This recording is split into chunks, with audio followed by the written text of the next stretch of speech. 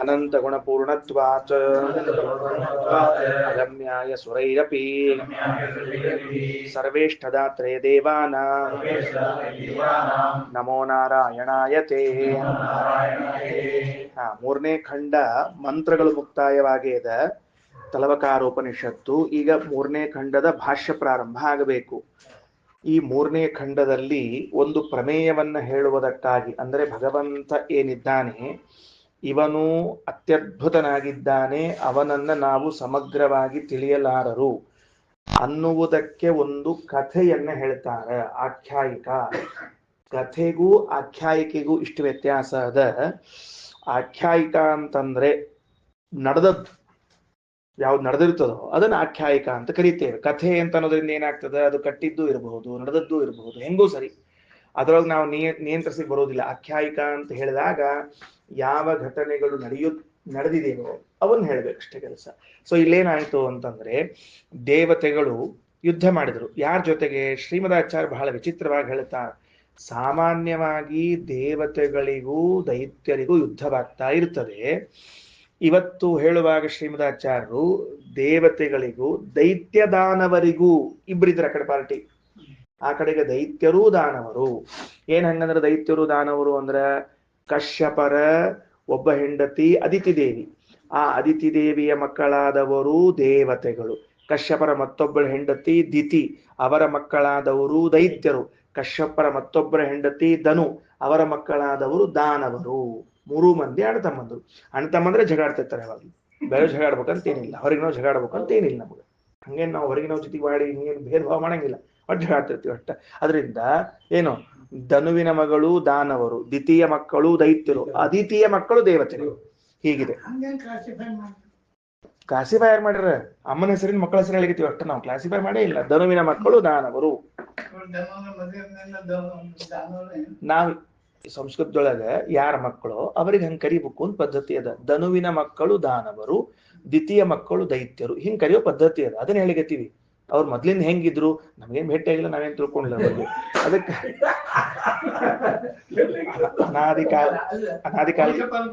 ಇಲ್ಲ ಅನಾದಿ ಕಾಲದಿಂದ ಸ್ವರೂಪ ಯೋಗ್ಯತೆ, ಅನಾದಿ ಕಾಲದಿಂದ ದಾನವರಾಗುವ ಯೋಗ್ಯತೆಯೇ ಅವರಿಗದ, ಅನಾದಿ ಕಾಲದಿಂದ ದೈತ್ಯರಾಗುವ ಯೋಗ್ಯತೆ ಇವರಿಗೆ. ಅದಕ್ಕೆ ಅವ್ರು ದ್ವಿತೀಯ ಮಕ್ಕಳು, ಇವರು ದ್ವಿತೀಯ ಮಕ್ಕಳು, ಇವರು ಹಿಂಗ್ ಹುಟ್ಟ್ಯಾರ. ಸ್ವರೂಪನೇ ದೈತ್ಯ ಸ್ವರೂಪನೇ. ನೆಕ್ಸ್ಟ್ ಮುಂದೆ ಅವರ ಜೊತೆಗೆ ಯುದ್ಧವಾಯಿತು. ಯುದ್ಧವಾದಾಗ ಭಗವಂತ ದೇವತೆಗಳ ಮೇಲೆ ವಿಶೇಷವಾದ ಪ್ರೇಮ. ಅದಕ್ಕೆ ಶ್ರೀಮದಾಚಾರ್ಯರು ಒಂದು ಮಾತು ತಾತ್ಪರ್ಯದಲ್ಲಿ ಬರೀತಾರೆ. ತಾತ್ಪರ್ಯ ನಿರ್ಣಯದಲ್ಲಿ ಶ್ರೀಮದಾಚಾರ್ಯ ಬರೆಯುವ ಮಾತೇನು ಅಂತಂದ್ರೆ, ದೇವತೆಗಳ ಮೇಲೆ ಭಗವಂತನ ಪ್ರೇಮ ಎಷ್ಟಿದೆ ಅಂತಂದ್ರೆ, ಒಂದು ಮಾತು ಅವರು ಹೇಳಿದ ತಕ್ಷಣ ಕೆಲಸ ಮಾಡ್ತಾನೆ. ಅಷ್ಟು ಪ್ರೇಮ, ಅಷ್ಟು ಪ್ರೇಮ. ನಾವು 100 ಸತಿ ತಲೆ ಹುಡ್ಕೋಬೇಕು ಅವನ ಹೆಸರಲ್ಲಿ. ಮಾಡು ಕೊಡು ಮಾಡು ಮಾಡು ಮಾಡು. ಒಂದು ಸುಮ್ಮನೆ ಹೋಗಿ ಸ್ವಾಮಿ ಆಯ್ತು ಕೆಲಸ ಮಾಡೇ ಬಿಡ್ತಾನ.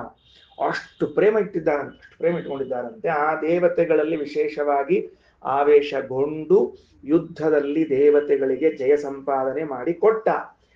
ಜಯ ಸಂಪಾದನೆ ಆದ ಮೇಲೆ ದೇವತೆಗಳಿಗೆ ಅಹಂಕಾರ ಬಂತು. ನಾವು ಗೆದ್ದೆವು, ಗೆದ್ದದ್ದಕ್ಕೊಂದು ಪಾರ್ಟಿ ಮಾಡ್ಲಿಕ್ಕೆ. ಹೌದು, ಮತ್ತೆ ಗೆದ್ಮೇಲೆ ಪಾರ್ಟಿ ಮಾಡ್ಬೇಕಾಗ್ತದೆ. ಮತ್ತೆ ಹಿಂಗ ಗೆದ್ದದ್ದಕ್ಕೊಂದು ಉತ್ಸವ. ಆ ಉತ್ಸವದ ಭರದಲ್ಲಿ ದೇವರನ್ನ ಮರೆತರು. ದೇವರನ್ನ ಸಾತ್ವಿಕರು, ಉತ್ತಮರು, ಆಮೇಲೆ ಇಂಥವರು ನನ್ನನ್ನ ಮರೆಯೋದು ಬಹಳೊತ್ತು ಮರೆತಿರಬಾರ್ದು, ದೇವರನ್ನ ಬಹಳೊತ್ತು ಮರಿಬಾರದು ದೇವತೆಗಳು ಅನ್ನೋದಕ್ಕೆ ತತ್ಕ್ಷಣದಲ್ಲಿ ಏನಾದ ಅಂದ್ರೆ ಯಕ್ಷನಾಗಿ ಬಂದ. ಬರುವಾಗ ಬ್ರಹ್ಮದೇವರು, ವಾಯುದೇವರು, ಸರಸ್ವತಿ, ಭಾರತಿ, ರುದ್ರದೇವರು, ಉಮಾದೇವಿ ಇಷ್ಟು ಮಂದಿನ ಕರ್ಕೊಂಡು ಬಂದ. ಜೊತೆಗೆ ಭಾಷ್ಯದಲ್ಲಿ ಈ ಮಾತುಗಳನ್ನ ಆಚಾರ್ಯ ಹೇಳ್ತಾರೆ. ಪರಮಾತ್ಮ ಒಬ್ಬನೇ ಯಕ್ಷನಾಗಿ ಬಂದಿಲ್ಲ.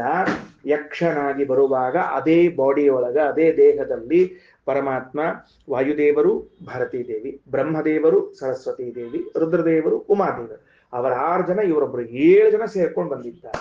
ಬಂದ ನಿಂತ್ಕೊಂಡ್ರು. ಯಕ್ಷ ಯಾರು ಅಂತ ಗೊತ್ತಾಗ್ಲಿಲ್ಲ. ಅಗ್ನಿ ಬಂದ, ಅವನ ಕಡೆ ಇಂದ್ರೂ ತಿಳಿಲಿಕ್ಕಾಗ್ಲಿಲ್ಲ. ನಾಸಿಕ್ಯ ವಾಯು ಬಂದ, ಅವನ ಕಡೆ ಇಂದ್ರೂ ತಿಳಿಲಿಕ್ಕಾಗ್ಲಿಲ್ಲ. ಇಂದ್ರ ಬಂದ. ಇಂದ್ರ ಬರುವುದರೊಳಗಾಗಿ ಭಗವಂತ ಅಲ್ಲಿಂದ ಅದೃಶ್ಯನಾಗಿ ಬಿಟ್ಟ. ಬರೇ ಇಂದ್ರ ಅಲ್ಲ, ಭಗವಂತನಲ್ಲ, ವಾಯುದೇವರು, ಬ್ರಹ್ಮದೇವರು, ರುದ್ರದೇವರು ಮೂವರೂ ಕೂಡ ಅದೃಶ್ಯರಾಗಿ ಹೋಗ್ಬಿಟ್ರು. ಒಬ್ಬರೇ ಉಳ್ಕೊಂಡ್ರು ಹೆಣ್ಮಕ್ಳು. ಸ್ತ್ರೀಯ ಪಾರ್ವತಿ ದೇವಿ ಒಬ್ಬಳು ಉಳ್ಕೊಂಡ್ಲು.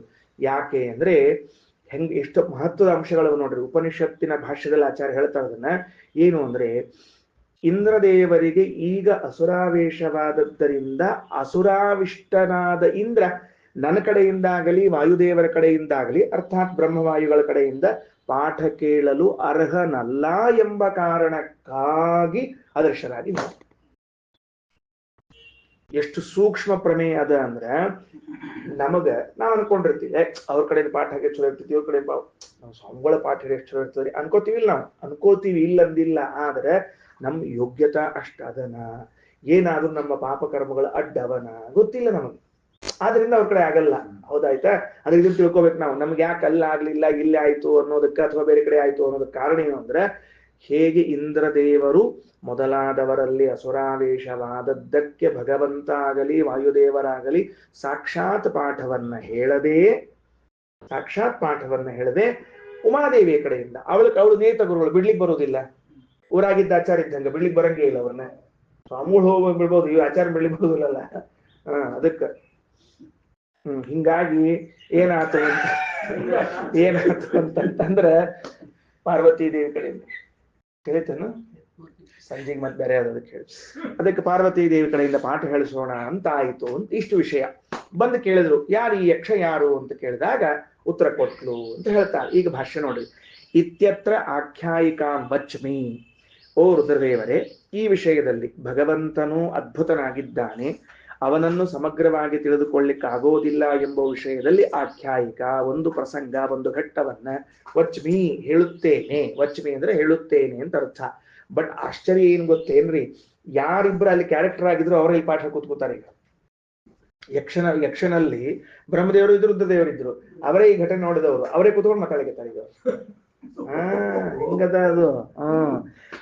ಶೃಣು ತಾಂ ತ್ವಂ ಮಹೇಶ್ವರ. ಶೃಣು ಕೇಳು, ತಾಂ ಆ ಆಖ್ಯಾಯಿಕೆಯನ್ನು, ತ್ವಂ ನೀನು, ಮಹೇಶ್ವರ ಓ ರುದ್ರದೇವರೇ.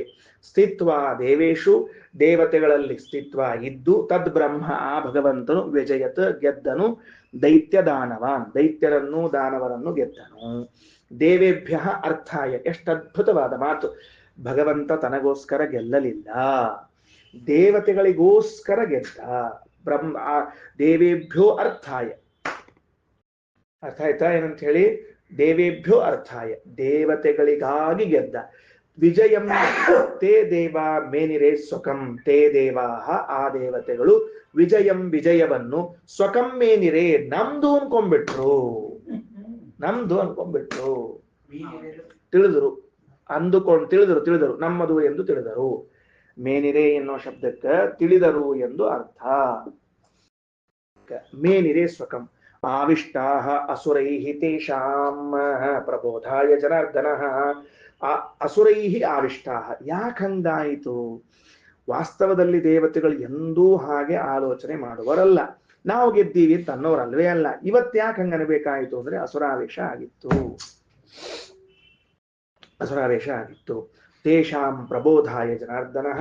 ಅವರಿಗೆ ಎಚ್ಚರಗೊಳಿಸಬೇಕೆಂಬುದಕ್ಕಾಗಿ ಪರಮಾತ್ಮನು ಯಕ್ಷರೂಪ ಪ್ರಾದುರಭೂತ್. ಯಕ್ಷನಾಗಿ. ಯಕ್ಷ ಅಂದ್ರೆ ಅನ್ನೋ ಅಜ್ಞಾತ ವ್ಯಕ್ತಿ, ಗೊತ್ತಿಲ್ಲ ಏನು ಅಂತ ಗೊತ್ತಾಗುದಿಲ್ಲ.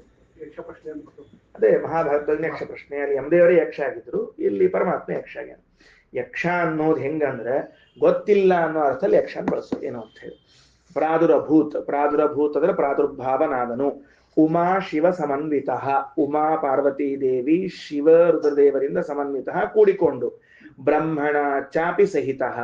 ಬ್ರಹ್ಮದೇವರಿಂದಲೂ ಕೂಡಿಕೊಂಡು. ಇಲ್ಲಿ ಹಿಂಗ್ ಹೇಳ್ಯಾರ, ಮುಂದೆ ಹೆಂಡತಿಯರಿದ್ರು ಅಂತ ಹೇಳೋದ್ರಿಂದ ಕೂಡಿಸಿ ಹೇಳಿದ್ದೀನಿ ನಿಮಗೆ. ಯಾರ್ಯಾರು ಬಂದಿದ್ರು ಅಂತ ಬರ್ಕೋಬೇಕು ಆನಂದವರು. ಬ್ರಹ್ಮದೇವರು, ಸರಸ್ವತಿ, ಬ್ರಹ್ಮ, ಸರಸ್ವತಿ, ವಾಯು, ಭಾರತಿ, ಶಿವ, ಪಾರ್ವತಿ, 6 ಮಂದಿ ಬರ್ಕೋಬೇಕು ನೀವು. ಅಲ್ಲಿ ಆ ಶ್ಲೋಕಕ್ಕೆ ಜೊತೆಗೆ ಬರ್ಕೊಂಡ್ಬಿಡ್ರಿ. ಇಲ್ಲೆಲ್ಲಿ ಬ್ರಹ್ಮಣ ಚಾಪಿ ಅಂತ ನೋಡ್ರಿ, ಅಲ್ಲೇ ಬರ್ಕೊಂಡ್ಬಿಡ್ರಿ ಪುಸ್ತಕದಾಗ, ಬೇಡ ನಿಮ್ ನೋಟ್ಬುಕ್ನೇ ಬರ್ಕೊಳ್ರಿ. ಸರಿ, ಇಷ್ಟು ಜನ ಕೂಡಿಕೊಂಡು ಬಂದ್ರು. ಈಗ ಒಂದು ಪ್ರಶ್ನೆ ಶ್ರೀಮದಾಚಾರ್ಯರು, ಇವ್ರ್ಯಾಕೆ ಬರ್ಬೇಕಾಯ್ತು? ಕಲಿಪಿರಿ. ದೇವರು ತನ್ನ ಮಹಿಮೆಯನ್ನ ತಿಳಿಸಿಕೊಡ್ಬೇಕಾಗಿತ್ತು, ತಾ ಬಂದ, ಸರಿ.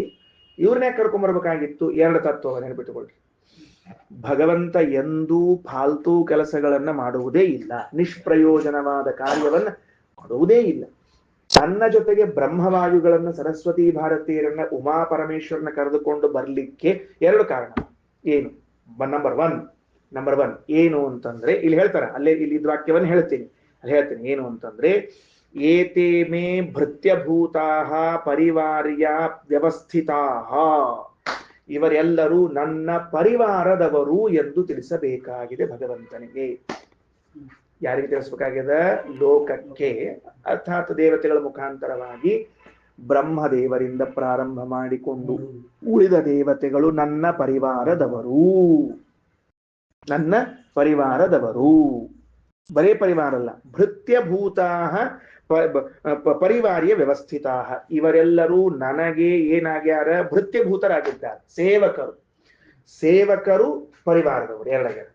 ಆನಂದ ಅವ್ರು ನೋಟ್ ಮಾಡ್ಕೋಬೇಕು. ಸುಂದರಾಚಾರ, ರಘುತ್ಮಾಚಾರ, ಧೂಳ್ಕಿರ್ಮಮ್ಮ, ಏನಂತ ಅಂದ್ರ ಸೇವಕರು ಪ್ಲಸ್ ಪರಿವಾರದವರು. ದೇವರು ಎರಡು ಗುಣ ಕಂಡಾನ ಅವರಲ್ಲಿ, ಗೊತ್ತಾಯ್ತಿಲ್ಲೋ? ನಿರ್ವ್ಯಾಜವಾದ ಸೇವಕರು ನನ್ನ ಪರಿವಾರದವರು. ಇದು ಒಂದು ಪ್ರಮೇಯ. ಎರಡನೇದ್ದು ಏತೇಭ್ಯೋಪಿ ಪರೋಹ್ಯಹಂ, ಇವರಿಗಿಂತಲೂ ಉತ್ತಮನು ನಾನು. ಮೇಲೆ ನೋಡ್ರಿ ಆ ಶ್ಲೋಕದಾಗ, ಬ್ರಹ್ಮಣ ಚಾಪಿ ಸಹಿತ ಏತೇಭ್ಯೋಪಿ ಪರೋಹ್ಯಹಂ ಅಲ್ಲದ. ಅದು ಒಂದು, ಇದು ಎರಡನೇದ್ದು. ಹೆಂಗೂ ಸರಿ, ನಂಬರ್ 1 ನಂಬರ್ 2 ಏನ್ ಸಮಸ್ಯೆ ಇಲ್ಲ. ಬ್ರಹ್ಮಾದಿ ದೇವತೆಗಳಿಗಿಂತಲೂ ಉತ್ತಮನು ನಾನು ಎಂಬುದನ್ನು ತಿಳಿಸಬೇಕಾಗಿದೆ. ಬ್ರಹ್ಮಾದಿ ದೇವತೆಗಳು ಏನಾಗಿದ್ದಾರಪ್ಪ? ಬ್ರಹ್ಮಾದಿ ದೇವತೆಗಳು ಏನಾಗಿದ್ದಾರೆ ಅಂದ್ರೆ ನನ್ನ ಸೇವಕರು ಹಾಗೂ ನನ್ನ ಪರಿವಾರದವರು. ಸೇವಕರು ಮತ್ತು ಪರಿವಾರದವರು ಆಗಿದ್ದಾರೆ. ಈಗ ಹಂಗಂದ್ರೆ ಏನ್ರಿ ಮಮ್ಮ ತಿಳಿಸಿದ್ ನಂಗೆ ಒಂಚೂರು ನೋಡುತ್ತೆ. ಸೇವಕರು ಪರಿದವರು ಅಂದ್ರೆ ಈಗ ಅವರು ನಿಷ್ಠಾದಿಂದ ಮಾಡ್ತಿದ್ರು. ಹಂಗಲ್ಲ, ಇಷ್ಟೇ ಹೇಳ್ರಿ, ಉಳಿದ್ ಬೇಡ. ಭಗವಂತನ ಸೇವಕರು ಬ್ರಹ್ಮಾದಿಗಳು ಒಂದು, ಭಗವಂತನ ಪರಿವಾರದವರು ಎರಡು. ಇದೆರಡು ಹೇಳ್ರಿ. ಏನಿದೆ ಅರ್ಥ? ಇದು ದೇವತೆಗಳ ವಿಷಯದಲ್ಲಿ ಎಷ್ಟು ಮಹತ್ವದ ಪ್ರಮೇಯವಾಗಿದೆ ಅಂದ್ರೆ ನಾವು ಯಾವುದೇ ದೇವತೆಯನ್ನ ಚಿಂತನೆ ಮಾಡುವಾಗ ಅವರು ಅಪರೋಕ್ಷ ಜ್ಞಾನಿಗಳು, ಅವರು ಇಂಥ ಪದವಿಯಲ್ಲಿದ್ದವರು, ಅವರು ಇಂಥ ಮಹಾತ್ಮರು ಅಂತ ಹೇಳುವುದರ ಜೊತೆಗೆ ದೇವರ ಪರಿವಾರದವರು ಮೊದಲನೇದ್ದು, ಭಗವಂತನ ಪರಿವಾರದವರವರು ಎರಡನೇದ್ದು, ಭಗವಂತನ ನಿರ್ವ್ಯಾಜ ಸೇವಕರು. ಏನೋ ನೀ ಮೋಕ್ಷ ಕೊಡ್ತೀಯ ಅನ್ನೋದಕ್ಕೆ ಬಂದು ನಿನ್ ಮನ್ಯಾಗ ಕಸ ಹೊಳಿಲಿಕತ್ತಿಲ್ಲ, ನೀ ಮೋಕ್ಷ ಕೊಡ್ತೀಯ ಎಂಬುದಕ್ಕೆ ನಿನಗೆ ಅಡಿಗೆ ಮಾಡಿ ಹಾಕ್ಲಿಕ್ಕತ್ತಿಲ್ಲ. ನಿನಗೆ ಅಡಿಗೆ ಮಾಡಿ ಹಾಕೋದು ಸೇರ್ತದ, ಅದಕ್ಕೆ ಮಾಡಿ ಹಾಕ್ಲಿಕ್ಕತ್ತಿಲ್ಲ. ನಂಗೆ ನಿನ್ನ ಸೇವಾ ಮಾಡ್ಬೇಕು ಅಂತ ಇಷ್ಟ ಮಾಡಕ್, ಅದಕ್ಕೆ ಮಾಡ್ಲಿಕ್ಕತ್ತಿಲ್ಲ. ಗೊತ್ತಾಯ್ತಾ?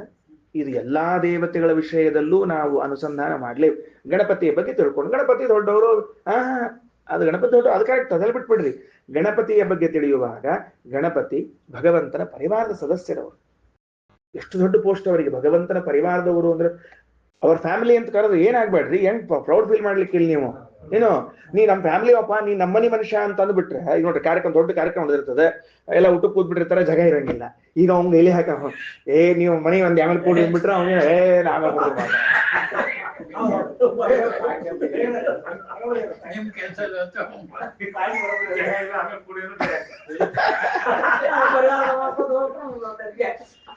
ಅದಕ್ಕೆ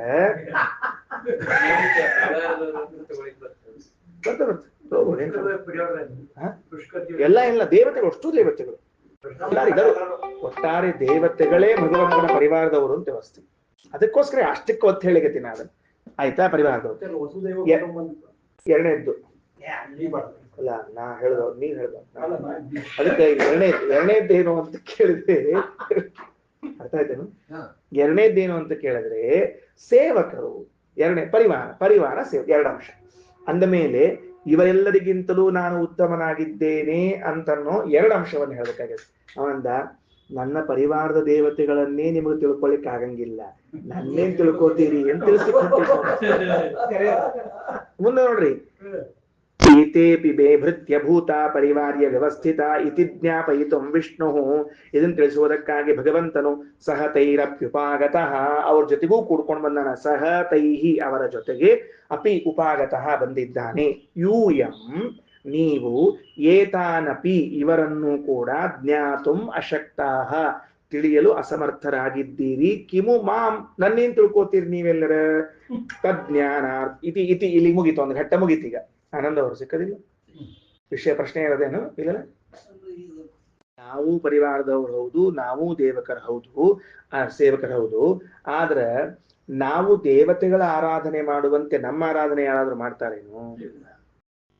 ನಾವು ಗಣಪತಿ ಆರಾಧನೆ ಮಾಡ್ತೀವಿ, ರುದ್ರದೇವ್ರ ಪೂಜಾ ಮಾಡ್ತೀವಿ, ಇನ್ನು ಉಳಿದವ್ರು ಯಾರು ಪೂಜಾ ಹಂಗ ನಮ್ಮ ಪೂಜಾ ಯಾರು ಮಾಡ್ತಾರನು? ಇಲ್ಲ. ಅಂದ್ಮೇಲೆ ನಮಗೆ ದೇವತೆಗಳ ಪೂಜಾ ಮಾಡುವುದಕ್ಕೆ ಒಂದು ಅಡಿಷನಲ್ ಅಂಶ ಸಿಕ್ತೀಗ ನಮಗೆ. ನಾವು ಪರಿವಾರದವ್ರೆ, ಅವಾಗೇನು ಸಂದೇಹ ಇಲ್ಲ. ಅವರ ಪೂಜಾ ಮಾಡೋ ಕಾಲಕ್ಕೆ ಏನ್ ಲಾಭ ಆಗ್ತದೆ ಯಾವ ಅಂಶ ಹೇಳಿದ್ರೆ ಅಷ್ಟಕ್ಕೆ ಹೇಳಿ, ಅದು ನಮಗಿಲ್ಲ. ಅದರಿಂದ ಇಲ್ಲ ಅಂತ ನಾವು ಪರಿವಾರ ಸಂದೇಹನೇ ಇಲ್ಲ. ಹೇಳ್ದಲ್ಲಿ ಮಾಮ ಹೇಳ್ದಲ್ಲಿ ವಸುದೇವ ಕುಟುಂಬ ಅದೇ ವಿಷಯ. ನಿರ್ವ್ಯಾಸ ಸೇವಕ, ಭಾರಿ ನಿರ್ವ್ಯಾಸ ಸೇವಕ.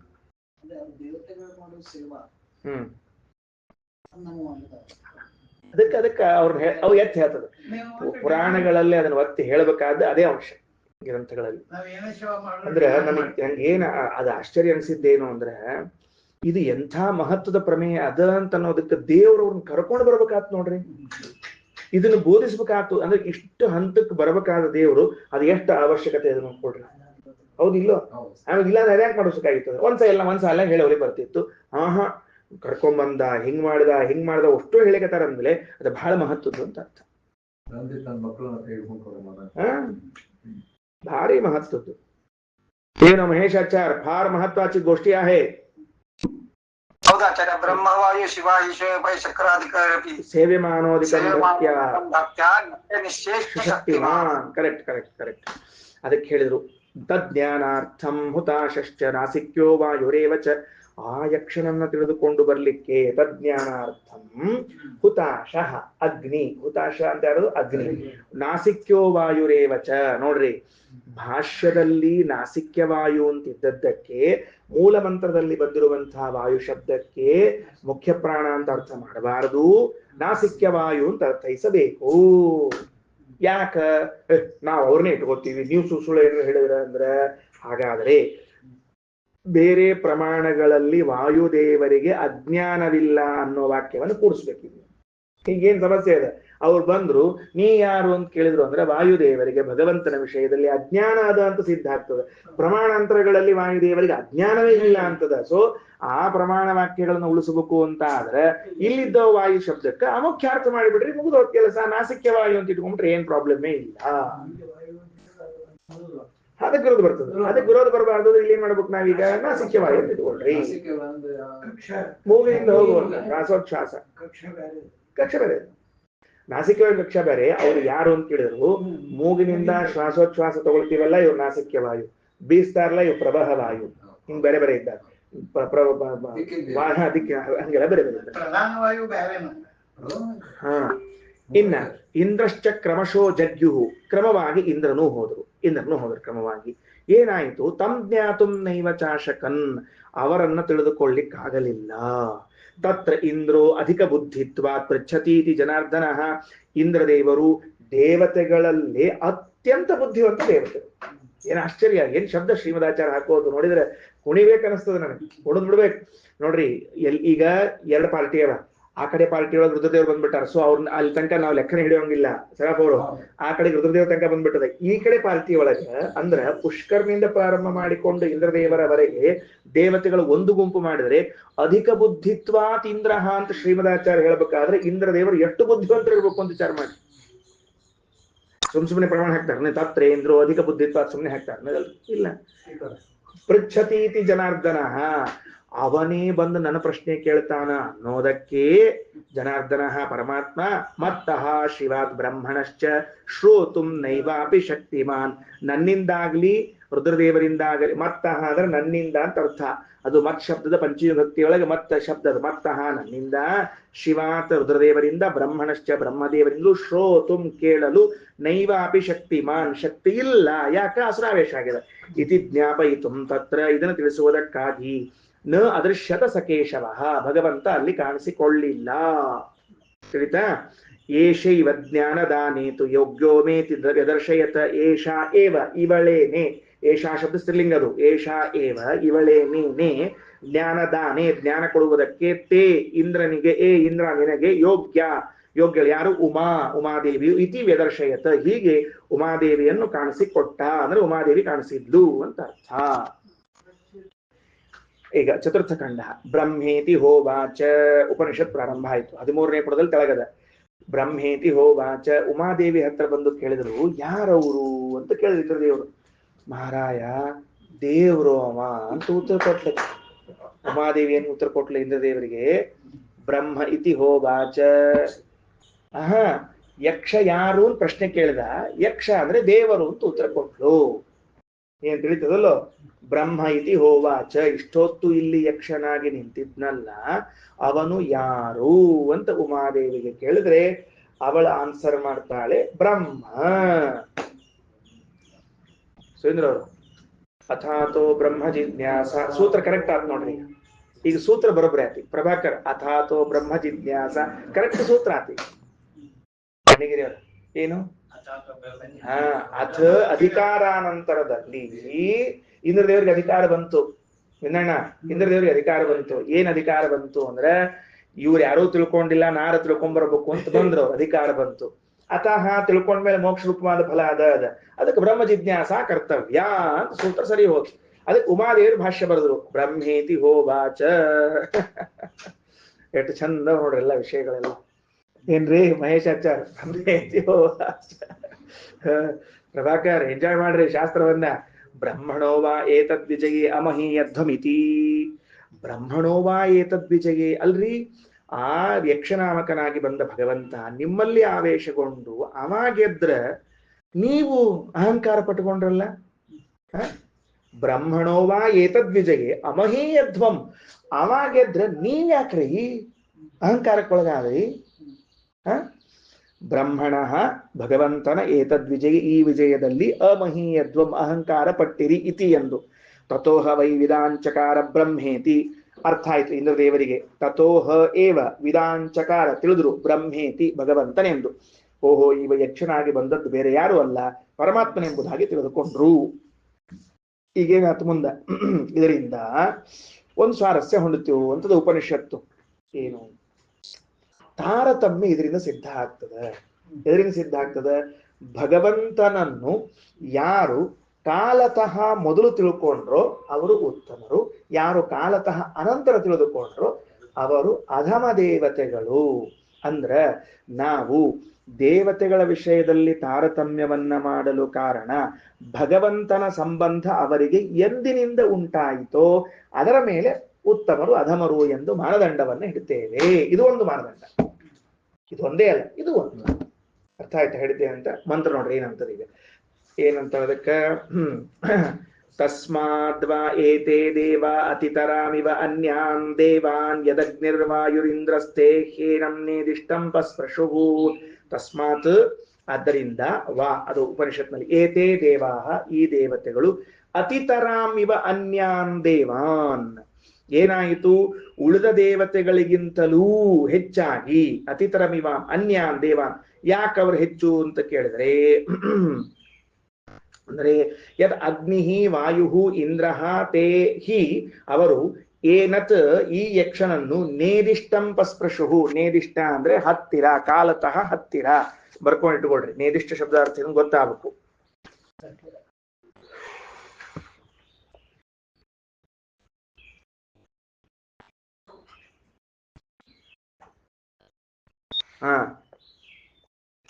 ದೇವ ದೇವ ಅತಿತರಾಮ್ ಅಂದ್ರೆ ಅಧಿಕರು ಅಂತ ಅರ್ಥ. ಅದನ್ನೇ ಹೇಳಿದ್ನ ಈಗಾಗಲೇ. ಅತಿತರಾಮ್ ಇವ ಅನ್ಯಾನ್ ದೇವಾನ್, ಉಳಿದ ದೇವತೆಗಳಿಗಿಂತ ಇವರು ಹೆಚ್ಚು. ಯಾಕ? ಅಗ್ನಿವಾಯು ಇಂದ್ರರು ಈ ಭಗವಂತನನ್ನ ಕಾಲತಃ ಮೊದಲು ತಿಳ್ಕೊಂಡ್ರು. ಸರಿ ಆಯ್ತೇನ್ರಿ? ವಿಷಯ ತಿಳಿತಾ? ಏನಂತಾರ ಆಮೇಲೆ ನೋಡ್ರಿ. ದೇಹೇನತ್ ಪ್ರಥಮೋ ವಿದಾಂಚಕಾರ ಬ್ರಹ್ಮೇತಿ. ಆ ಎಲ್ಲ ದೇವತೆಗಳ ಮಧ್ಯದಲ್ಲಿ ಇವರು ಮೊದಲು ಭಗವಂತನನ್ನು ತಿಳ್ಕೊಂಡವರು. ಯಾರು? ಇಂದ್ರ, ವಾಯು, ಅಗ್ನಿ. ತಿಳಿತಿಲ್ಲೋ? ಮೊಟ್ಟ ಮೊದಲು ಅವರು. ತಸ್ಮಾದ್ವಾ ಇಂದ್ರೋ ಅತಿತರಾಮಿವ ಅನ್ಯಾನ್ ದೇವಾನ್. ಆ ಇಂದ್ರ ದೇವರು ಉಳಿದೆಲ್ಲ ದೇವತೆಗಳಿಗಿಂತಲೂ ಶ್ರೇಷ್ಠರು. ಯಾಕ? ಅವ್ರಿಗಿಂತ ಫಸ್ಟ್ ತಿಳ್ಕೊಂಡ್ರು. ಯಾರೆಲ್ಲರಿಗಿಂತ? ನಾಸಿಕ್ಯ ವಾಯುಗಿಂತ, ಅಗ್ನಿಗಿಂತ, ಉಳಿದವರೆಲ್ಲರಿಗಿಂತಲೂ ಫಸ್ಟ್ ತಿಳ್ಕೊಂಡವ್ರು ಯಾರು? ಎಸ್, ಇಂದ್ರದೇವರು. ಹೇಳ್ತೇನ್ರಿ? ಅದು ಇರ್ಲಿ, ಪಾರ್ವತಿ ಪಾಠ ಹೇಳಿದ ಮೇಲೇನೆ ತಿಳ್ಕೊಂಡವ್ರು ಫಸ್ಟ್. ಪಾಠ ಹೇಳಿಸ್ಕೊಂಡವ್ರೊಳಗೆ ಮೊದಲು ಅರ್ಥ ಆಗಿದ್ದವರಿಗೆ ಕೊನೆಗೆ ಯಾರಿಗೂ ಅರ್ಥ ಆಗಿರ್ತದೆ, ಅದು ಮಂಗಳಕ್ಕೆ ಬಂದಿರ್ತಾರೆ ಉಪಯೋಗ. ಅದಕ್ಕೆ ಈ ತರ ಸಹ್ಯೇನಂ ನೇದಿಷ್ಟಂ ಪಸ್ಪರ್ಶ, ಅವರು ಇಂದ್ರದೇವರು ಏನತ ಈ ಪರಮಾತ್ಮನನ್ನು ನೇದಿಷ್ಟಂ ಕಾಲತಃ ಹತ್ತಿರದಲ್ಲಿ ಪಸ್ಪರ್ಶ ತಿಳಿದರು. ಸಹ್ಯೇನತ್ ಪ್ರಥಮೋ ವಿಧಾಂಚಕಾರ ಬ್ರಹ್ಮೇತಿ, ಅವರೇ ಮೊಟ್ಟ ಮೊದಲು ಏನಂತ ತಿಳ್ಕೊಂಡ್ರು, ಇವರೇ ಭಗವಂತನೆಂದು ತಿಳಿದರು ಅಂತ ಅರ್ಥ. ಅದಕ್ಕೆ ಇಂದ್ರದೇವರು, ಅಗ್ನಿ ಮತ್ತೆ ವಾಯು, ನಾಸಿಕ್ಯ ವಾಯು 3 ಮಂದಿ ಬಂದಿರಲ್ಲ ಅವರು. ವಿಧಾಂಚಕಾರ ತಿಳಿದುಕೊಂಡರು ಕ್ರಿಯಾಪದ. ಶ್ರೀರಚರ ಅರ್ಥ ಆತೇನು? ರೈಟ್, ಓಕೆ, ಹೋಗಿ ಮತ್ತೇನ್ ಮಾಡೋದು, ಅರ್ಥ ಆದ್ಮೇಲೆ ಏನ್ ಮಾಡಿ ಬರೋದು ಸಮಸ್ಯೆ. ಇನ್ನೊಂದು ಸಮಸ್ಯೆ ಅದ್ರಿ ಬಾ ನಮ್ಮಲ್ಲಿ. ಹಾ, ಈಗ ಭಾಷ್ಯ ನೋಡ್ಬೇಕು ಈಗ ನೀವು. ಯಾಕಂದ್ರೆ ವಿಧಾಂಚಕಾರ ಬ್ರಹ್ಮೇತಿ ತನಕ ಬಂದ ಮೇಲೆ ಕೆಳಗೆ ಭಾಷ್ಯಕ್ಕೆ ಬರ್ಬೇಕು. ಸ್ವಲ್ಪ ಭಾಷ್ಯ ಮುಗಿಸಿ ಆಮೇಲೆ ಮತ್ತೆ ಮುಂದಿನ ಮಂತ್ರಕ್ಕೆ ಬರ್ಬೇಕು. ಉಮಾ ಸಾ ಸಮ್ಯಗಾಚಷ್ಟ ಸಿಕ್ತಿಲ್ಲೋ? ಹಾ, ಉಮಾದೇವಿಯು ಚೆನ್ನಾಗಿ ಹೇಳಿದಳು. ತಸ್ಮೈ, ಯಾರಿಗೆ? ಆ ಇಂದ್ರದೇವರಿಗೆ. ವಿಷ್ಣುಂ ಪರಂ ಪದಂ. ಅಪ್ಪ ಮಗುವೆ ಇಂದ್ರ, ಬಂದವರು ಯಾರು ಗೊತ್ತೇನೋ? ನಮ್ಮಪ್ಪ ಜಗತ್ ಸ್ವಾಮಿ ನಾರಾಯಣ ಅಂತ ಹೇಳಿ ಚಂದ ಪರಿಚಯ ಮಾಡಿಕೊಟ್ಲು. ಯಸ್ಮಾತ್ ಬ್ರಹ್ಮಾಚ ವಾಯುಶ್ಚ ಶೇಷವೀಂದ್ರೌ ಶಿವಸ್ತಥಾ ಸಭಾರ್ಯ. ನೋಡ್ರಿ, ಈಗ ಹೇಳಿದೆ, ನಾನು ಅಲ್ಲೇ ಹೇಳಿದೆ. ಬ್ರಹ್ಮದೇವರು, ವಾಯುದೇವರು, ಶೇಷದೇವರು, ಗರುಡದೇವರು, ರುದ್ರದೇವರು. ಇಬ್ಬರು ಬಿಟ್ಟು ಹೋಗಿದ್ರೆ ನಾನು ಮತ್ತೆ ಅದಕ್ಕೆ ಅವ್ರಿಬ್ಬರು ಬರ್ಕೊಳ್ರಿ. ಮತ್ತೆ ಶೇಷ ಗರುಡರನ್ನು ಬರ್ಕೊಳ್ರಿ. ಅಲ್ಲ, ಅಲ್ಲೇ ಪುಸ್ತಕದಾಗ ಬರೆದಿದ್ರೆ ಬರ್ಕೊಳ್ರಿ, ಇಲ್ಲ ಇಲ್ಲೇ ಒಂದ್ ಕಡೆ ಬರ್ಕೊಳ್ರಿ. ಆಗಲೇ ಬರ್ಸಿದ್ನಲ್ಲ ಆ ಜಗದಾಗ, ಅಲ್ಲೇ ಬರ್ಕೊಳ್ರಿ. ಶೇಷದೇವ್ ಅವರು ಇದ್ದಾರೆ 3 ಮಂದಿ ದಂಪತ್ ಸಭಾರ್ಯ. ಮುಂದೆ ಹೇಳ ಸಭಾರ್ಯ ದಂಪತ್ ಊಟಕ್ಕೆ ದಂಪತ್. ಹಾ, ಏನಾತೀಗ ಬರ್ಕೊಂಡ್ರಿಲ್ಲ ಎಲ್ಲಾರು? ತಿಳಿತಿಲ್ಲ ಎಲ್ಲರಿಗೂ? ಉಮಾ, ಸಾ ಉಮಾ, ಆ ಉಮಾದೇವಿಯು ಸಮ್ಯಕ್ ಚೆನ್ನಾಗಿ ಆಚಷ್ಟ ಹೇಳಿದಳು. ತಸ್ಮೈ ಇಂದ್ರದೇವರಿಗೆ. ವಿಷ್ಣುಂ ಪರಂ ಪದಂ, ಸರ್ವೋತ್ತಮನಾದ ಸ್ವಾಮಿಯನ್ನ ತಿಳಿಸಿಕೊಟ್ರು. ಪರಂ ಪದಂ ಅನ್ನೋ ಶಬ್ದಕ್ಕೆ ಮುಕ್ತರಿಗೆ ಆಶ್ರಯ ಅಥವಾ ಸರ್ವೋತ್ತಮ ಅಂತ ಅರ್ಥ ಇರಲಿ. ಯಸ್ಮಾತ್, ಯಾವ ಕಾರಣಕ್ಕಾಗಿ? ಬ್ರಹ್ಮಾಚ ವಾಯುಶ್ಚ ಶೇಷವೀಂದ್ರೌ ಶಿವಸ್ತಥಾ ಸಭಾರ್ಯಾ, ಇವರೆಲ್ಲ ಹೆಂಡತಿ ಸಹಿತರಾಗಿದ್ದವರು. ಗರ್ವಿಣಃ ನಾಸನ್, ಅಹಂಕಾರಕ್ಕೆ ಒಳಗಾಗಲಿಲ್ಲ. ಗರ್ವಿಣಃ ನಾಸನ್, ಅಹಂಕಾರಕ್ಕೆ ಒಳಗಾಗಲಿಲ್ಲ. ಮುಂದೇನೀಗ? ಅಹಂಕಾರಕ್ಕೆ ಒಳಗಾಗ್ಲಿಲ್ಲ ಅಂದ್ರೆ ಮುಂದೇನು ಅಂದ್ರೆ ಸುರೇಭ್ಯಸ್ತೆ ಅಧಿಕಾಸ್ತತಃ. ಯಾಕೆ ಇವರಷ್ಟು ಮ್ಯಾಲಿದ್ದಾರ ದೇವತೆಗಳಲ್ಲಿ ಅಂದ್ರೆ ಎಂದೆಂದೂ ಗರ್ವಕ್ಕೆ ಒಳಗಾಗಿಲ್ಲ. ತಿಳಿಲ್ಲ? ಏನ್ ತಿಳಿಲ್ಲ? ಅಲ್ಲ, ಅವ್ರು ಯುದ್ಧಕ್ಕೆ ಬಂದಿಲ್ಲ, ಇವ್ರು ಯುದ್ಧಕ್ಕೆ ಇದ್ದಿದ್ದಿಲ್ಲ. ರಿಟೈರ್ಡ್ ಆಗಿದ್ರು, ಎಲ್ಲ ಮನೆ ಕೂತ್ಬಿಟ್ರು. ರಿಟೈರ್ಡ್ ಮಿಲಿಟರಿ ಆಫೀಸರ್ ತಗೊಳ್ಳೋದಿಲ್ಲ, ಕೆಲಸ ತಗೊಳ್ಳೋದು. ಅಲ್ಲಿ ಕ್ಷೀರಸಾಗರ ಮಂಥನ ಆದಾಗ ರಿಟೈರ್ಡ್ ಆಯ್ತ.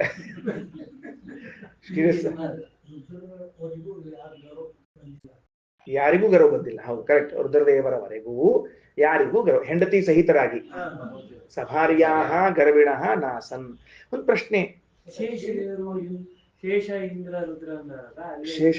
ಶೇಷ ವೀಂದ್ರ. ವೀಂದ್ರ ಅಂದ್ರೆ ಗರುಡ, ಇಂದ್ರ ಅಂದ್ರೆ ಇಂದ್ರದೇವರು. ವ್ಯತ್ಯಾಸದಪ್ಪ ಕುಸು. ಏನು ಗೊತ್ತಾಯ್ತೇನೋ ಸರಾಫ್ ಅವ್ರು? ಏನಾಯ್ತು ಇವರಿಷ್ಟು ಹೇಳ್ರಿ. ಏನ್ ಶೇಷಗಳು ಬಂದ್ರು? ದೇವರ ವಿಷಯದಲ್ಲಿ ಇಲ್ಲಿ ಬಂದಿರೋ ಪ್ರಸಂಗ ಏನದ ಅಂದ್ರೆ, ಭಗವಂತನ ವಿಷಯದಲ್ಲಿ ಎಂದೂ ಅವರು ಅಹಂಕಾರಿಗಳಾಗಿರ್ಲಿಲ್ಲ. ಇದು ಈ ಘಟ್ಟ ನಡೆದದ. ಅವ್ರು ಸ್ವಯಂ ಏನು ಜಗಳ ಹಾಕೊಳ್ಳಿ, ನಮ್ ಸಂಬಂಧ ಇಲ್ಲ, ನಮ್ಗೆ ಇಷ್ಟ ವಿಷಯ. ಅವ್ರು ಮೊದ್ಲೇ ಎಲ್ಲಿ, ಇವ್ರು ಮೊದ್ಲೇ ಎಲ್ಲಿ ಅಂತ ಅವ್ರವ್ರು ಜಗಳ ಹಾಕೊಳ್ಳಿ. ಸ್ವಾಮಿಗಳು ಬಂದ ಸುಮ್ ಕೂತಿರ್ತಾರ ಇಲ್ಲೋ.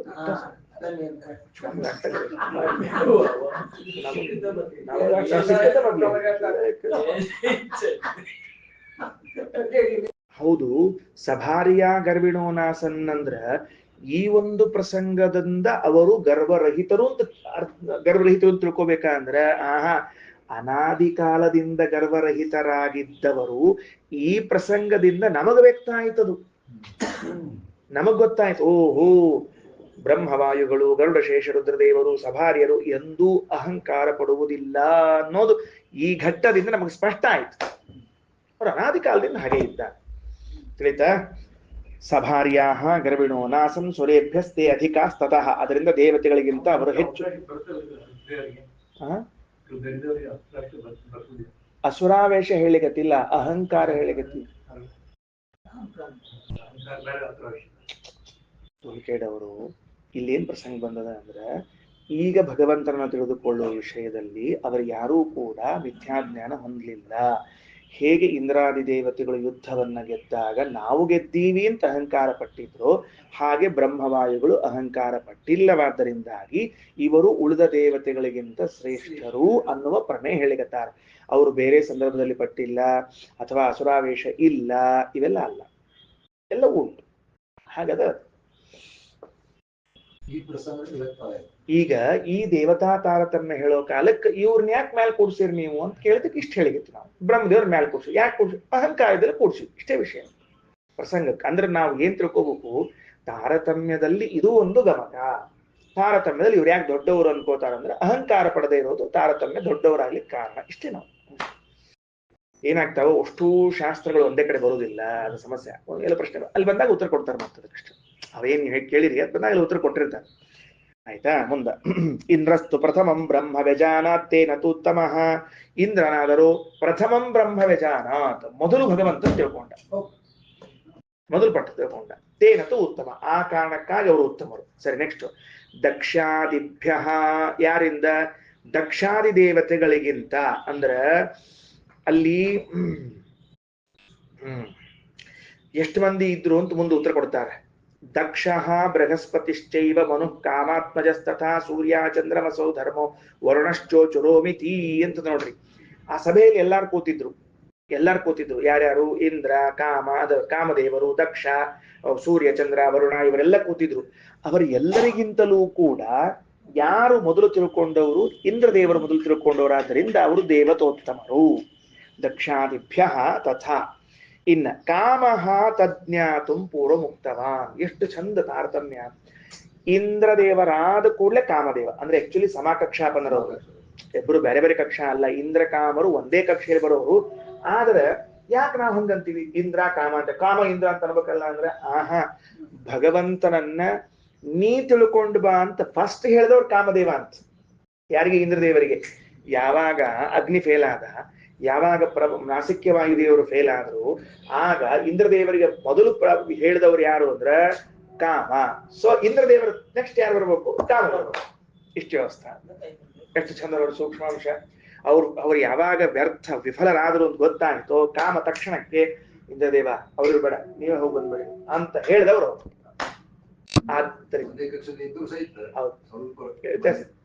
ಗರುಡಶೇಷದ ದೇವರು ಇದ್ದಂಗ, ವಾಯುದೇವ್ರ ಬ್ರಹ್ಮದೇವ್ರ ಇದ್ದಂಗ ಹಂಗಿದ್ದೇ ಇರ್ತದೆ. ಅದಕ್ಕ ಮೇಂದ್ರದಕ್ಕ ಕಾಮಃ ತಜ್ಞಾತು ಪೂರ್ವಂ ಉಕ್ತವಾನ್. ಕಾಮನು ಯಕ್ಷನನ್ನ ತಿಳಿದುಕೊಂಡು ಬರ್ಲಿಕ್ಕೆ ಫಸ್ಟ್ ಹೇಳಿದವನು. ಅವ್ನು ಹೇಳಿದ ಕೂಡ್ಲೆ ದಕ್ಷ ಬೃಹಸ್ಪತಿ ಮನುಹು ಅನಿರುದ್ಧ. ಕಾಮಾತ್ಮಜ ಅಂದ್ರೆ ಅನಿರುದ್ಧ. ಸೂರ್ಯ ಚಂದ್ರಮಸಃ ಮಸೌ ಧರ್ಮ ವರುಣಶ್ಚ ಊಚುಹು ಓಮಿತಿ. ಇವರೆಲ್ಲ ಅನುಮೋದನೆ ಕೊಟ್ಟರಂತ. ಹೌದು ಹೌದು, ನೀವೇ ಹೋಗ್ಬೇಕು ಅಂತ ಇವ್ರು ಕೂಗಿದ್ರಂತ ಸಭೆಯಲ್ಲಿ. ಅಂದರು. ಅರ್ಥ ಆಯ್ತಿಲ್ಲ? ಅವ್ರು ಓಂ ಅಂದ್ರು. ಅಂದ್ರ ಇಂದ್ರ ಫಸ್ಟ್ ತಿಳ್ಕೊಂಡವ, ಅವ್ರಿಗೆ ಹೋಗಿ ಬರ್ಲಿಕ್ಕೆ ಫಸ್ಟ್ ಹೇಳಿದವ್ರು ಕಾಮದೇವರು. ಈ ಸಭೆಯಲ್ಲಿ ಕೂತವ್ರಲ್ಲ ಹೋಗ್ಲೇಬೇಕು ಅಂದವ್ರು. ಹಿಂಗ ತಾರತಮ್ಯ ಬೆಳ್ಕೋದ್ ಬರ್ಲಿಕ್ಕತ್ತರಿ. ಅಂದ್ರೆ ದೇವರ ಬಗ್ಗೆ ಯಾರು ಎಷ್ಟು ಉತ್ಸಾಹ ತಗೋತೀರಿ ತಾರತಮ್ಯದಲ್ಲಿ ಸೇರ್ತೇವೆ. ಕೂತಿರ್ಲಿ ಇಲ್ಲೇ ನಿಮ್ ಜೊತೆ ಕೂತಿರ್ಲಿ ಇಲ್ಲೇ. ನಾವು ಇಬ್ರು ಇಲ್ಲೇ ಕೂತೀವಿ, ಸುಮ್ಮನೆ ಕೂತೀವಿ ಏನ್ರಿ?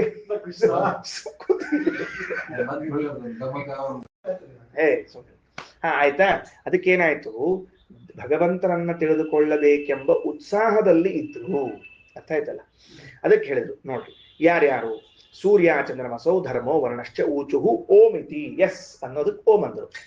ನಾಸಿಕ್ಯವಾಯುರಗ್ನಿಶ್ಚ ಪ್ರಥಮಂ ತದಪಶ್ಯತಾಂ. ಆದ್ರೆ ಮೊದಲು ನೋಡಿದವ್ರು ಯಾರು ಯಕ್ಷನನ್ನ ಅಂದ್ರೆ ನಾಸಿಕ್ಯವಾಯು ಅಗ್ನಿ. ಅವ್ರು ಹೋಗಿ ನೋಡ್ಕೊಂಬಂದವ್ರು ಮೊದಲು. ಫಸ್ಟ್ ಭೇಟಿ ಆದವ್ರು. ಸರ್ವದೇವಾಧಿಕಾ ತಸ್ಮಾತ್ ಏತೇ ದೇವಾ ಪ್ರಕೀರ್ತಿತ. ಅದರಿಂದ ಈ ದೇವತೆಗಳು ಇನ್ನುಳಿದ ಎಲ್ಲ ದೇವತೆಗಳಿಗಿಂತಲೂ ಶ್ರೇಷ್ಠರು. ಯಾರು? ಅಗ್ನಿ, ನಾಸಿಕ್ಯವಾಯು, ದಕ್ಷ, ಬೃಹಸ್ಪತಿ, ಮನು, ಸ್ವಯಂಭೂ ಮನು, ಆಮೇಲೆ ಅನಿರುದ್ಧ, ಸೂರ್ಯ, ಚಂದ್ರ, ಯಮದೇವರು, ವರುಣ, ನಾಸಿಕ್ಯ, ಇವರೆಲ್ಲ ಇಂದ್ರ, ಇವರೆಲ್ಲರೂ ಉಳಿದ ದೇವತೆಗಳಿಗಿಂತ ಶ್ರೇಷ್ಠರು. ಅಂದ್ರೆ ದೇವತೆಗಳಲ್ಲಿ ಶ್ರೇಷ್ಠತ್ವ ಯಾಕೆ ಬರ್ತಾ ಇದೆ ಅಂತ ಕೇಳಿದ್ರೆ ಬ್ರಹ್ಮ ಜಿಜ್ಞಾಸೆಯಲ್ಲಿ ಯಾರು ತೊಡಕೊಳ್ಳಿಕತ್ತಾರ ತಮ್ಮಂತಾವು ನಾ ಮುಂದು ನೀ ಮುಂದು ಅಂತ ಬಂದದ್ರಿಂದ ದೊಡ್ಡವರಾಗಿರ್ತಾರೆ. ಊಟಕ್ಕೆ ಮೊದ್ಲು ಎಲ್ಲಿ ಕೂತದಕ್ಕೆ ದೊಡ್ಡವರಾಗ್ಲಿಲ್ಲ, ದಕ್ಷಿಣಿಗೆ ಮೊದ್ಲು ಕೈ ಒಡ್ಡಿದ್ದಕ್ಕೆ ದೊಡ್ಡವರಾಗ್ಲಿಲ್ಲ, ಮಡಿ ಮೊದ್ಲು ಹಚ್ಕೊಂಡದ್ದಕ್ಕೆ ನಾ ಮೊದ್ಲು ಮಡಿ ಹಚ್ಕೊಂಡು ಕೂತೀನಿ ಅಂತಂದ್ರೆ ದೊಡ್ಡವರಾಗ್ಲಿಲ್ಲ. ಭಗವಂತ ತಿಳಿತೇನು? ಭಗವಂತನ ಜ್ಞಾನವನ್ನ ಮೊದಲು ಮಾಡ್ಕೋಬೇಕು. ಏನೋ ಕೇಳವ್ರ ಮೊದಲು ಒದ್ದೆ ಹಚ್ಕೊಂಡು ಕೂತು ದೊಡ್ಡವರಾಗಂಗಿಲ್ಲ, ಭಗವಂತನ ಬಗ್ಗೆ ತಿಳ್ಕೊಬೇಕಾಗ್ತದೆ. ಆಚಾರ್ಯ ನೋಡಿ ಬಂದ್ರೂ ಕೂಡ ತಿಳಿದಿದ್ದಿಲ್ಲ ಯಾರು ಅಂತ ತಿಳಿದಿದ್ದಿಲ್ಲ, ಅದು ಸಮಸ್ಯೆ ಇತ್ತು. ಈಗ ನಾವು ಯಾವ ತಾರತಮ್ಯ ಯಾವ ಕ್ರಮದಲ್ಲಿ ಹೇಳಿಕತ್ತೀವಿ? ಭಗವಂತನನ್ನ ತಿಳಿದವರಲ್ಲಿ ಹೇಳಿಕತ್ತೀವಿ. ಸೊ ವ್ಯತ್ಯಾಸ ಆಯ್ತು. ಹಾಗಾದ್ರೆ ಏನಾಯ್ತು? ಎಲ್ಲ ದೇವತೆಗಳಿಗಿಂತ ಈ ದೇವತೆಗಳು ಉತ್ತಮರು. ಯಾರು? ದಕ್ಷ ಮೊದಲಾದವರು. ಯಾರು ಓಂ ಅಂದಿದ್ರು ನೋಡ್ರಿ, ಅವರಿಗಿಂತ ಇಂದ್ರಕಾಮರು ಉತ್ತಮರು, ಅವರಿಗಿಂತ ಚತುರ್ಮುಖ ಉತ್ತಮ, ಅವರಿಗಿಂತ ಪರಮಾತ್ಮ ಉತ್ತಮ.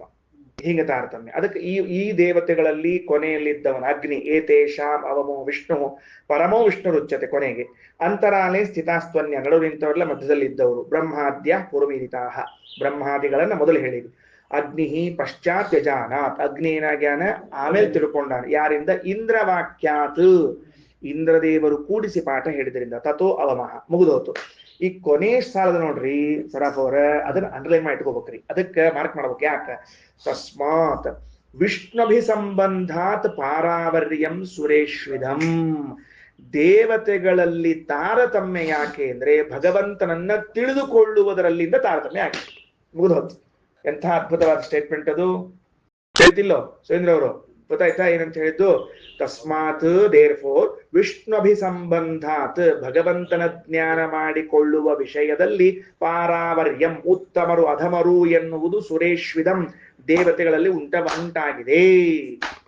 ಅವ್ರ ಮೇಲೆ ಯಾಕಾದ್ರು ಅಂದ್ರೆ ಭಗವಂತನ ತಿಳ್ಕೊಳ್ಳೋದ್ರ ಹಿಂದ ಮುಂದಾದದ್ದಕ್ಕಾಗ್ಯಾರ ಅಷ್ಟೇ. ತಿಳಿತಾ?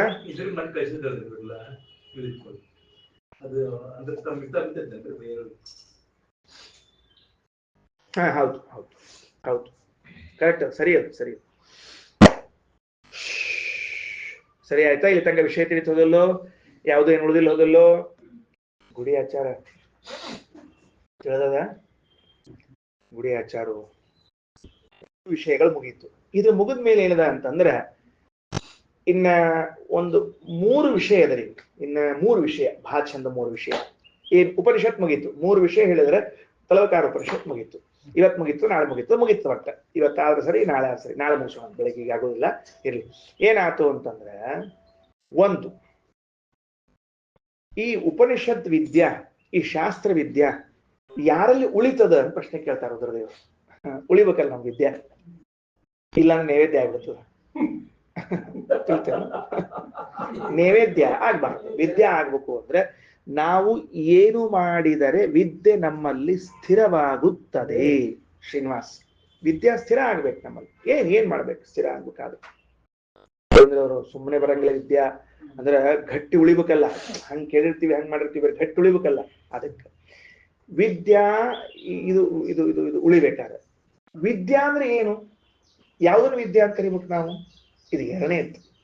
ವಿದ್ಯಾ ಅಂತ ಯಾವ್ದಕ್ ಕರಿಬೇಕು? ವಿದ್ಯಾ ಉಳಿಯೋದು ಹೆಂಗ? ವಿದ್ಯೆ ಏನು? ಈಗೇನ್ ಉಪನಿಷತ್ ಪ್ರತಿಪಾದ್ಯನಾಗಿದ್ದ ಭಗವಂತ ಇದ್ದಾನಲ್ಲ, ಇವನ ಆದೇಶ ಏನು? ಅವ ಭಗವಂತ ಏನಂತ ನಮಗೇನ್ರ ಹೇಳ್ತಾನ, ಏನ್ ಮಾಡ್ತಾನ? ಅಥವಾ ಆ ಭಗವಂತನ ಬಗ್ಗೆ ಇನ್ನೊಂದು ಅಂಶ, 2 ಅಂಶ. ಯಾವುದದು ಅಂದ್ರೆ, ಒಂದು ಅಧಿದೈವತ, ಒಂದು ಅಧ್ಯಾತ್ಮ. 2. ಅಧಿದೈವತದಲ್ಲಿ ಇದ್ದ ಭಗವಂತನ ಉಪದೇಶ ವಿಚಾರ, ಅಧ್ಯಾತ್ಮದಲ್ಲಿದ್ದ ಭಗವಂತನ ವಿಚಾರ. ಒಟ್ಟಾರೆ 4 ಆಯ್ತು. ಇಲ್ಲಿ 3 ಅಂತಂದಿದ್ದೆ, 4 ಆಯ್ತು. ಏನ್ರಿ ಇದೆ ಸರ್? ಹೆಂಗ್ ಮಾಡೋದು? ಭಗವಂತನು ಅಧಿದೈವತದಲ್ಲಿ ಇದ್ದದ್ದನ್ನ ಹೇಳ್ರಿ, ಅಧ್ಯಾತ್ಮದಲ್ಲಿ ಇದ್ದದ್ದನ್ನ ಹೇಳ್ರಿ, ಅದ ಆದ ಮೇಲೆ ಮತ್ತ ವಿದ್ಯೆ ಹೇಗೆ ಉಳಿತದೆ ಅಂತ ಹೇಳ್ರಿ, ವಿದ್ಯೆ ಸ್ಥಾನಗಳು ಯಾವುದು ಹೇಳ್ರಿ ಅಂತ 4 ಅಂಶ. ಈ 4 ಪಾಯಿಂಟ್ ಆದ್ರೆ ಈ ಉಪನಿಷತ್ತು ಮುಕ್ತಾಯವಾಗ್ತದೆ. ತಿಳಿಸೋಲ್ಲ ಆನಂದವರು? ನೆಕ್ಸ್ಟ್ ಈಗ ಏನು ಅಂತ ಕೇಳಿದ್ರೆ, ಅಧಿದೈವತಂ ಉಪನಿಷತ್ ತಗೊಳ್ರಿ. ತಸ್ಯೈಷ ಆದೇಶೋ ಯದೇ ತದ್ವಿದ್ಯುತೋ ವ್ಯದ್ಯುತತಾ ಇತಿ ನ್ಯಮೀಮಿಷದಾ ಇತ್ಯಧಿದೈವತಾಂ.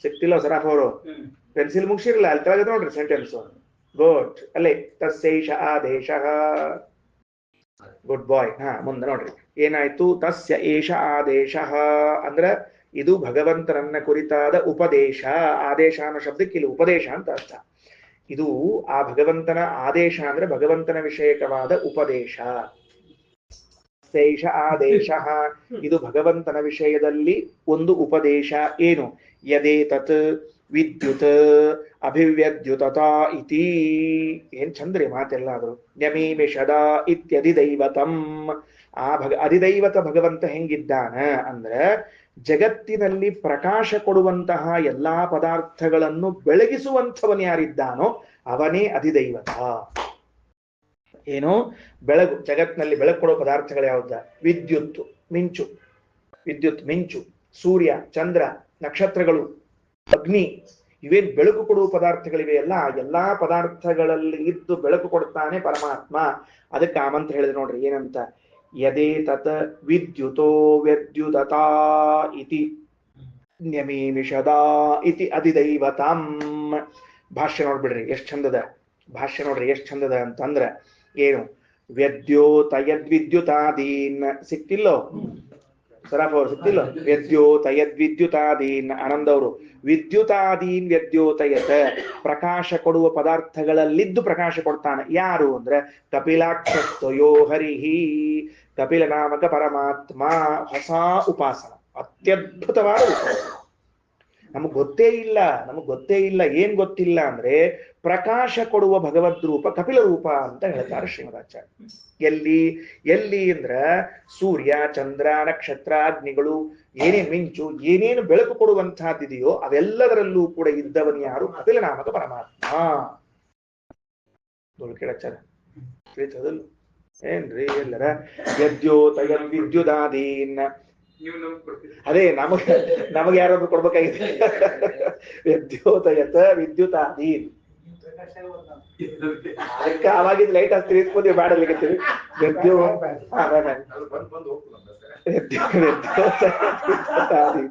ವ್ಯದ್ಯೋತಯತ್ ವಿದ್ಯುತಾದೀನ್ ವಿದ್ಯುತ್ ಮೊದಲಾದ ಪ್ರಕಾಶಕ ಪದಾರ್ಥಗಳನ್ನು ಬೆಳಗಿಸುವಂಥವನು ಅಷ್ಟೇ ಅಲ್ಲ ಸ್ವಾರಸ್ಯ ಅಕ್ಷ್ಣೋರ್ ನಿಮೇಷಣಂ ಕೃತ್ವ ಯಶ್ಯೇತೆ ಕ್ಷೀರಸಾಗರೆ ಕಣ್ಣುಗಳನ್ನ ಮುಚ್ಚಿ ಕ್ಷೀರಸಾಗರದಲ್ಲಿ ಮಲಗಿದವನು ಹೇಳಿದ್ದೆ ಅವತ್ತು ಪಾಠದಾಗ ಭಾಗವತಾತ್ಪರದಾಗ ಹೇಳೋ ಕಾಲಕ್ಕೆ ಹೇಳಿದೆ ತಲವಕಾರದಲ್ಲಿ ಬಂದದ ಭಗವಂತನ ನಿದ್ಯಲ್ಲ ಕಣ್ಮುಚ್ಚೋದಷ್ಟೇ ನ್ಯಮೀಮಿಷದ ಅಂತ ಮಾತು ಹೇಳಿದ್ದೆ ಇಲ್ಲಿ ಹೇಳಿ ನೋಡ್ರಿ ನ್ಯಮೀಮಿಷದ ಇತ್ಯಧಿದೈವತಾಂ ಅಂದ್ರೆ ಅಧಿದೈವದಲ್ಲಿ ಇರುವ ಭಗವಂತನಿಗೆ ಸಂಬಂಧಪಟ್ಟ ಉಪದೇಶ ಎರಡು ಗೊತ್ತಾಯ್ತಾ ಅಧಿದೈವದಲ್ಲಿ ಇದ್ದ ಭಗವಂತನಿಗೆ ಸಂಬಂಧಪಟ್ಟ ಉಪದೇಶ ಎರಡು ಕಪಿಲನಾಮಕನಾಗಿ ವಿದ್ಯುತ್ ಮೊದಲಾದ ಪ್ರಕಾಶಕ ಪದಾರ್ಥಗಳಲ್ಲಿದ್ದು ಬೆಳಗಿಸುತ್ತಾನೆ ಒಂದು ರೂಪ ಕಣ್ಣನ್ನ ಮುಚ್ಚಿಕೊಂಡು ಕ್ಷೀರಸಾಗರದಲ್ಲಿ ಮಲಗಿದ್ದಾನೆ ಒಂದು ರೂಪ ಇವೆರಡು ರೂಪಗಳನ್ನು ನಾವು ತಿಳಿದುಕೊಳ್ಳಬೇಕು ತಸ್ಯೈಷ ಆದೇಶೋ ಯದೇತದ್ ವಿದ್ಯುತತೋ ವ್ಯದ್ಯುತತಾ ಇತಿ ನ್ಯಮೀಮಿಷದ ಇತ್ಯಧಿದೈವತಾಂ ಅರ್ಥ ಆಯ್ತಾ ಹೇಳಿದ್ದೇನೆ ಅಂತ ಹೇಳಿ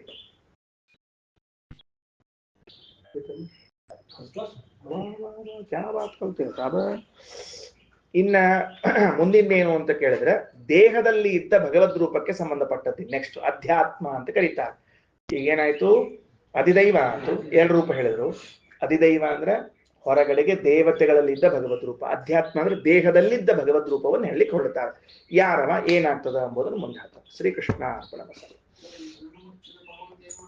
ಮಲಗ್ತಾನೆ